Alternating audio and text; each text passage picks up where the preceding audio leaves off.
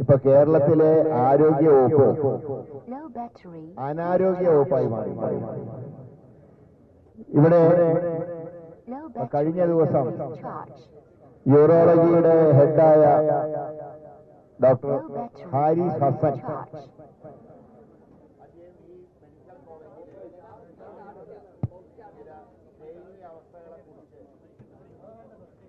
Facebook post ഇട്ടപ്പോഴാണ് ഇത് ജനശ്രദ്ധയിൽ വന്നത്. എന്നാൽ മുമ്പ് തന്നെ രോഗികൾക്കും അവരോടൊപ്പമുള്ള അവരുടെ ബന്ധുക്കൾക്കും ഇക്കാര്യത്തിൽ യാതൊരു അത്ഭുതവുമില്ല. കാരണം കുറെ കാലമായി ഈ മെഡിക്കൽ കോളേജ് മാത്രമല്ല, കേരളത്തിലെ മുഴുവൻ മെഡിക്കൽ കോളേജുകളുടെ അവസ്ഥ ഇപ്പോൾ ഏതാണ്ട് ഇത് തന്നെയാണ്. നിർമ്മിച്ച ഒരു പുതിയ കെട്ടിടത്തിന് തീ പിടിച്ചു. വലിയ കൊട്ടിഘോഷ നടത്തിയ ഉദ്ഘാടനമാണ്. ഷോർട്ട് സർക്യൂട്ട് എന്നാണ് പറയുന്നത്. 4 രോഗികൾ മരണപ്പെട്ടു.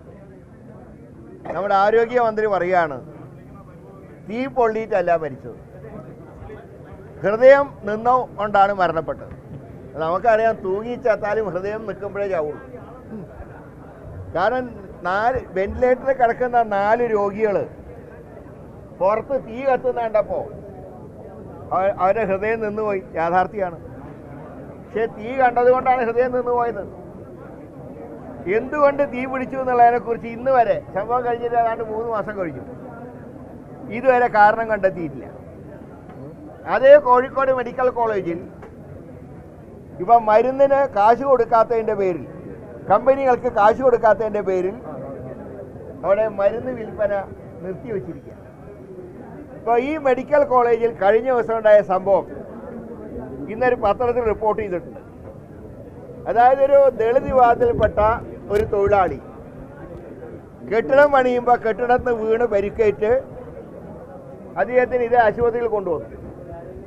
അദ്ദേഹത്തിന് മഞ്ഞ കാർഡായതുകൊണ്ട് ചികിത്സ ഫ്രീ ആണ്. പക്ഷേ ചികിത്സ ഫ്രീ ആണെന്ന് പറഞ്ഞ് ഇദ്ദേഹത്തിനെ കൊണ്ടുവന്നപ്പോൾ സ്കാൻ ചെയ്യാൻ സ്കാനിങ് മെഷീനില്ല. അതിന് സ്കാൻ ചെയ്ത് വരാൻ ഉൾപ്പെടെ ആ രോഗി മരിക്കുമ്പോൾ, അത് മരണപ്പെട്ടു, ഒരു ദളിതനായ തൊഴിലാളിയുടെ കയ്യിൽ നിന്ന് 88,000 രൂപയാണ് കടം വാങ്ങിയത് ചെലവഴിച്ചത്. ഇവിടുത്തെ ആരോഗ്യമന്ത്രിയാണെങ്കിൽ, ഞാനൊരു വനിതയായതുകൊണ്ട് കൂടുതൽ പറയുന്നില്ല, കാരണം ഒരു പുരുഷനായിട്ടുള്ള മന്ത്രിയാണെങ്കിൽ 10 പറയായിരുന്നു. ഇത് വനിതയായതുകൊണ്ട് പറയാൻ നിർവാഹമില്ല. ആ മന്ത്രി പറയുകയാണ്, ഇന്നലെ ആദ്യം ഡോക്ടർ ഹാരിസ് ഹസനെ സസ്പെൻഡ് ചെയ്യാൻ നോക്കി. എന്നാൽ ഡോക്ടർമാരും പൊതുജനവും ആ ഡോക്ടറോടൊപ്പം നിന്നപ്പോൾ മന്ത്രി പറയുകയാണ്, അദ്ദേഹം സത്യസന്ധനായ ഡോക്ടറാണ്, അദ്ദേഹം പറഞ്ഞ ആരോപണങ്ങളൊക്കെ അന്വേഷിക്കും, പക്ഷേ ഇത് ഞങ്ങളുടെ ആരെയും കുഴപ്പമല്ല, ഇത് സിസ്റ്റത്തിൻ്റെ കുഴപ്പമാണ്. ആരാ സിസ്റ്റത്തിൻ്റെ കുഴപ്പത്തിന് ഉത്തരവാദി? ഒരു സിസ്റ്റം തകരാറാണെങ്കിൽ അതിൻ്റെ ഉത്തരവാദിത്വം മന്ത്രിക്കാണ്, ഗവൺമെന്റിനാണ്, മുഖ്യമന്ത്രിക്കാണ്. ഇവിടെ പല സർക്കാർ ആശുപത്രികളിൽ ചെന്നാൽ, ഇപ്പം പേരുക്കട ആശുപത്രിയിലാണ് ഒരു രോഗി കുത്തിവെക്കാൻ പോയി, കുത്തിവെപ്പിന് പോയതാണ്. നോക്കുമ്പോൾ അതിൻ്റെ അകത്ത് വെച്ച് പട്ടി കടിച്ചു. 2 വാക്സിനേഷൻ, വൈറൽ ഫീവറിൻ്റെ ഇഞ്ചക്ഷൻ, പേപ്പട്ടിയുടെ ഇഞ്ചക്ഷൻ. പക്ഷേ ഇപ്പോഴ് പേപ്പട്ടി കടിച്ച ആ രോഗികൾ ഇഞ്ചക്ഷൻ എടുത്തിട്ട് പോലും മരണപ്പെടുന്നു. എത്ര കുട്ടികളാണ് പോയതറിയോ? മിനിഞ്ഞാന്നൊരു കുട്ടി മരിച്ചു. ഏതാണ്ട് 4-5 കുട്ടികളുടെ റിപ്പോർട്ടുകൾ വിവിധ മാധ്യമങ്ങളിൽ വന്നു. ഗവൺമെന്റ് എന്താ പറയാ അറിയോ? അത് ഒറ്റപ്പെട്ട സംഭവങ്ങളിൽ എത്ര രോഗികൾ ഈ ഇഞ്ചക്ഷൻ അടിച്ചിട്ട് മരിച്ചു? 4 കുട്ടികൾ ഉൾപ്പെടെയാണ് മരണപ്പെട്ടത്. അപ്പൊ സിസ്റ്റത്തിന്റെ കുഴപ്പമെന്ന് പറയുന്നത് ഇത്രയും പിടിപ്പ് കെട്ട മന്ത്രി. എല്ലാ സർക്കാർ ആശുപത്രികളുടെ അവസ്ഥയാണ്. ഇപ്പൊ നെയ്യാറ്റിൻകര ജില്ലാ ആശുപത്രിയിലാണ് ഒരു സ്ത്രീ പോയപ്പോ ടെസ്റ്റ് ഡോസ് എടുക്കാതെ ഇഞ്ചക്ട് ചെയ്തതിന്റെ പേരിൽ ആ സ്ത്രീ മരണപ്പെട്ട സംഭവം. കോഴിക്കോടാണെങ്കിൽ നിരവധി പറയാനുണ്ട്. ഹർഷീന എന്നൊരു സ്ത്രീ പ്രസവിക്കാൻ പോയപ്പോ സിസേറിയനെ കയറ്റി. സിസേറിയൻ കഴിഞ്ഞു. കുട്ടി പുറത്ത് വന്നപ്പോൾ കത്രിയകത്തേക്ക് പോയി. ഈ മന്ത്രി അവിടെ പോയിട്ട് എന്തൊക്കെ വാഗ്ദാനം പറഞ്ഞു? അവർക്ക് ചില്ലി കാശ് കൊടുത്തോ? അപ്പോൾ തിരുവനന്തപുരവും അതുപോലെ തന്നെ കോഴിക്കോടും എല്ലാ മെഡിക്കൽ കോളേജുകളുടെ പെരിയാരം ഇതൊക്കെ അവസ്ഥ തന്നെയാണ്, ഒരേ അവസ്ഥയാണ്. ഞാൻ ചോദിക്കട്ടെ, ഓപ്പറേഷൻ ഉപകരണങ്ങളില്ലെങ്കിൽ എങ്ങനെ ഓപ്പറേറ്റ് ചെയ്യുക? എന്ത് ചെയ്യും ഡോക്ടർമാർ? ഇത് ഹാരിസ് ഹസൻ എന്നൊരു ഡോക്ടർ മാത്രമേ ചങ്കൂറ്റത്തോടെ മുന്നോട്ട് വന്നുള്ളൂ. ഇത് പല ഡോക്ടർമാരുടെ അഭിപ്രായമാണ്. ഇതാണോ ഇവിടുത്തെ മെഡിക്കൽ കോളേജിൻ്റെ നേട്ടം എന്ന് പറയുന്നത്? ഇതാണോ ആരോഗ്യവകുപ്പിൻ്റെ നേട്ടം? ഇപ്പം തന്നെ നമ്മുടെ നാട്ടിലെ സ്ഥിതി എന്താ? ഇന്ന് ഏറ്റവും കൂടുതൽ കോവിഡ് രോഗികളുള്ള ഒരു സംസ്ഥാനമായിട്ട് കേരളം മാറിയിരിക്കുകയാണ്. ഇതുവരെയുള്ള കോവിഡ് രോഗികളിൽ ഏറ്റവും രോഗികൾ മരണപ്പെട്ട സംസ്ഥാനം കേരളമാണ്. അതുകൊണ്ട് മുഖ്യമന്ത്രിയോട് ഞാൻ ഒരു കാര്യമേ പറയുന്നുള്ളൂ. നിങ്ങളുടെ സർക്കാർ ഏതാണ്ട് ഉടുതുണിയില്ലാത്തൊരു മനുഷ്യൻ നടു റോട്ടിൽ നിൽക്കുന്ന അവസ്ഥയാണ് നിങ്ങളുടെ സർക്കാരിൻ്റെ ഇപ്പോഴത്തെ അവസ്ഥ എന്ന് പറയുന്നത്. അതുകൊണ്ടാണ് ഓരോ തെരഞ്ഞെടുപ്പുകളിലും ജനം നിങ്ങൾക്കെതിരെ വിധി എഴുതിക്കൊണ്ടിരിക്കുന്നത്. പക്ഷെ ഒരു കാര്യം ഞങ്ങൾക്ക് അഭ്യർത്ഥിക്കാനുള്ളത്, ഇനി നിങ്ങൾ 8 മാസം കൂടെ ഉണ്ട് നിങ്ങൾക്ക് കാലാവധി. ഈ 8 മാസത്തിനുള്ളിൽ നിങ്ങൾ ആരെയൊക്കെ കൊല്ലുന്നാണ് ഞങ്ങൾ ഭയപ്പെടുന്നത്. കാരണം സർക്കാർ ആശുപത്രിയിലേക്ക് വന്നാൽ ഈ സർക്കാർ ആശുപത്രിയിലെ ചികിത്സ കൊണ്ട് മാത്രം മരണപ്പെടുന്നത്, ഞാൻ ഡോക്ടർമാരൊരിക്കലും കുറ്റം പറയില്ല.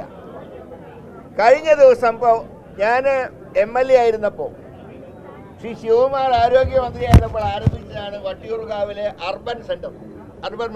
കഴിഞ്ഞ ദിവസം അവിടെ ചെന്ന രോഗിയോട് ഡോക്ടർ പറഞ്ഞതെന്താ അറിയോ?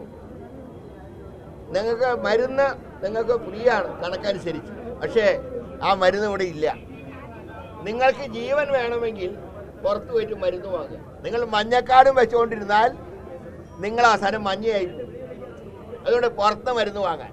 ഇപ്പം ഞാൻ ചോദിക്കട്ടെ, ഇന്ന് മഞ്ഞക്കാട് കയറ്റി വന്നാൽ വല്ല വിലയുണ്ട്? അതിൻ്റെ ഏറ്റവും വലിയ ഉദാഹരണമാണ് രാജേന്ദ്രൻ എന്ന തൊഴിലാളി. ഓരോ കാര്യങ്ങൾ പറഞ്ഞ് മുടന്ത ന്യായങ്ങൾ പറഞ്ഞ് ഈ വകുപ്പ് നാശമാക്കി. വീണ ജോർജ് മന്ത്രിയായിട്ട് എന്ന് കാലുകുത്തിയോ അന്ന് മുതൽ ഈ വകുപ്പ് പൂർണ്ണമായിട്ടും അനാരോഗ്യ വകുപ്പായി തീർന്നു. അതുകൊണ്ട് മുഖ്യമന്ത്രിയോട് ഒരു അഭ്യർത്ഥനയുള്ളത്, എത്രയും പെട്ടെന്ന് ഈ വീണ ജോർജിന്റെ രാജി എഴുതി വാങ്ങുക. അവരെ കൊണ്ട് നടക്കില്ല, ഇത് കൊണ്ടുപോകാൻ പറ്റില്ല. അവരുടെ നിയോജകമണ്ഡലത്തിലാണ് ജില്ലാ ആശുപത്രിയിൽ ലിഫ്റ്റ് കേട് വന്നു. അവിടെ രോഗികളെ തൊഴിലാളികൾ ചുമന്നുകൊണ്ട് പോവാണ് പത്തനംതിട്ട ജില്ലാ ആശുപത്രിയിൽ. പിന്നെ മറ്റുള്ളവരുടെ കാര്യം പറയണം. അതുകൊണ്ടാണ് ഞാൻ പറഞ്ഞത്, എത്രയും പെട്ടെന്ന് വീണ ജോർജിന്റെ രാജി എഴുതി വാങ്ങി അവരെ കൈരളിയിലോ റിപ്പോർട്ടറിലോ വാർത്ത വായിക്കാൻ അവർ എത്രയും പെട്ടെന്ന് പറഞ്ഞയക്കുക. ഞാൻ ഈ 2 ചാനൽ പറഞ്ഞ അവരുടെ ബഹുമാനക്കുറവുകൊണ്ടല്ല കേട്ടോ. കാരണം മുഖ്യമന്ത്രി വിചാരിച്ചാൽ എളുപ്പം ജോലി കിട്ടുന്ന 2 ചാനലായതുകൊണ്ടാണ് ഞാൻ അതിനെക്കുറിച്ച് പറഞ്ഞത്. അല്ലാതെ ഞാൻ ഒരു ചാനലിൽ മോശമായിട്ട് പറയല്ല. എല്ലാ ചാനലിനോടും മാധ്യമത്തിനോടും ബഹുമാനമുള്ള ഒരാളാണ് ഞാൻ. പക്ഷേ എത്രയും പെട്ടെന്ന് ഈ മഹതിയെ ഈ വകുപ്പിൽ നിന്ന് പറഞ്ഞയച്ചില്ലെങ്കിൽ ഇനി നാളെ ആരൊക്കെ മരിക്കും എന്ന് ആർക്കും അറിയാത്ത അവസ്ഥയാണ്. അതുകൊണ്ട് ഈ സമരം ഇടം കൊണ്ട് അവസാനിക്കില്ല. ഇതിന് പരിഹാരം ഉണ്ടാക്കണം. ഈ വകുപ്പ് ഒരു തകർന്ന വകുപ്പായി എങ്കിൽ അതിനെ മോചിപ്പിക്കേണ്ടത് ഈ നാട്ടിലെ ജനങ്ങളുടെ കർത്തവ്യമാണ്. അതാണ് ഇന്ത്യൻ നാഷണൽ കോൺഗ്രസ് ഏറ്റെടുത്തിട്ടുള്ളത്. അതിൻ്റെ ഭാഗമായിട്ടാണ് ജില്ലാ കോൺഗ്രസ് കമ്മിറ്റി ഈ മാർച്ചുമായി മുന്നോട്ട് വന്നിട്ടുള്ളത്. ഇത് നിങ്ങളുടെ എല്ലാവരും അനുവാദത്തോടു കൂടെ ഉദ്ഘാടനം ചെയ്ത് അറിയിക്കുന്നു. എല്ലാവർക്കും എൻ്റെ വിനീതമായിട്ടുള്ള നമസ്കാരം.